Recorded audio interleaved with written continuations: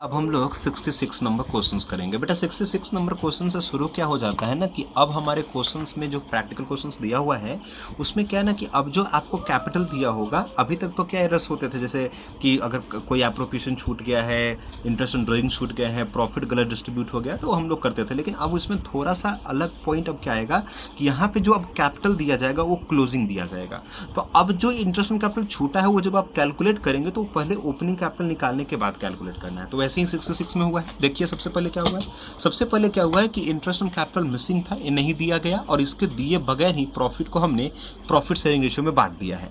तो ये जो प्रॉफिट बांट दिया गया इसको कब बंटना चाहिए था, पहले इंटरेस्ट ऑन कैपिटल अलाउ होने के बाद बंटना चाहिए था, लेकिन इंटरेस्ट ऑन कैपिटल से पहले ही हमने प्रॉफिट को बांट दिया और इसको छोड़ दिया। तो हमने क्या किया, सबसे पहले जो प्रॉफिट रॉन्ग प्रॉफिट डिस्ट्रीब्यूट हो गया है वो हमने पार्टनर से रिवर्स करा लिया। तो इनका 30,000 डेबिट कर दिया, इनका 20,000 डेबिट कर दिया और इनका 10,000 डेबिट कर दिया, क्योंकि जो प्रॉफिट बटे थे उनसे वापस ले लिया और फर्म के खाते में डाल दिया 60,000 क्रेडिट करके। और फिर हमने क्या किया कि अब जो 5% इंटरेस्ट ऑन कैपिटल पार्टनर्स को देना है वो 5% interest on capital of partners को अलाउ करेंगे। लेकिन बेटा ये जो 5% अलाउ करेंगे वो हमको किस कैपिटल पे देना होता है, ओपनिंग कैपिटल पे, लेकिन क्वेश्चन में क्लोजिंग कैपिटल दिया हुआ है। तो सबसे पहले अब हम क्या करेंगे कि हम लोग वर्किंग नोट में कैलकुलेशन ऑफ ओपनिंग कैपिटल करेंगे और हम PQR का अब ओपनिंग कैपिटल निकालेंगे। तो सबसे पहले PQR लिख दिया, जो क्लोजिंग कैपिटल दिया हुआ है क्वेश्चन में 40,000, 30,000 और 20,000 हमने उसको लिख दिया। और फिर हम जानते हैं ना कि क्लोजिंग कैपिटल से अगर ओपनिंग कैपिटल पे आना है तो जो ड्राइंग्स है उसको जोड़ने होते हैं। तो जो ड्राइंग्स है 10,000 का, 7500 का, 4500 का, इसको जोड़ दिया और ये जो प्रॉफिट उनमें मिल गया है वो प्रॉफिट को हमने यहाँ से लेस कर दिया। बेटा हमने आपको बताया था कि जब पार्टनर्स का कैपिटल फिक्स होता है तो दो अकाउंट बनते हैं, करेंट अकाउंट और कैपिटल अकाउंट।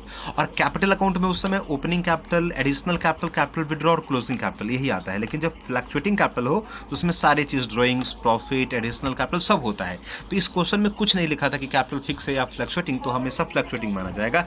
इसके कारण हमने ये कैलकुलेशन कंसिडर किया। तो हमने क्लोजिंग कैपिटल में ड्राइंग्स को जोड़ दिया और ये जो प्रॉफिट इनके कैपिटल में जुड़ा हुआ था रॉन्ग रेशियो में ही, उसी रेशियो में हमने प्रॉफिट को यहाँ से लेस कर दिया। और ये प्रॉफिट जैसे यहाँ से लेस कर दिया तो अब इनका ये वाला ओपनिंग कैपिटल आ गया 20,000, 17,500 और 14,500 का। और इस कैपिटल पे हम अब रेट ऑफ इंटरेस्ट का अप्लाई कर देंगे 5%। जो छूट गया था तो इनका 5% 1,000 आ जाएगा, इनका 5% 875 आ जाएगा और इसका 5% 725 रुपये आएगा। तो ये क्रेडिट कर दिया और इतना पैसा फॉर्म के खाते में डेबिट कर दिया। और अब जो बैलेंस बच गया 60,000 में से इतना चला गया, तो अब जो नेट बैलेंस बच गया प्रॉफिट का 57,400, इसको हमने प्रॉफिट शेयरिंग रेशियो में पार्टनर्स में बांट दिया।